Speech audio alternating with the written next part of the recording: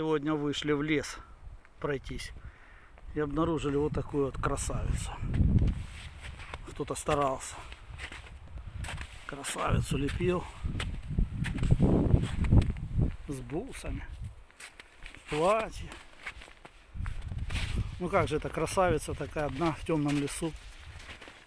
Естественно, мы решили сделать наш достойный ответ.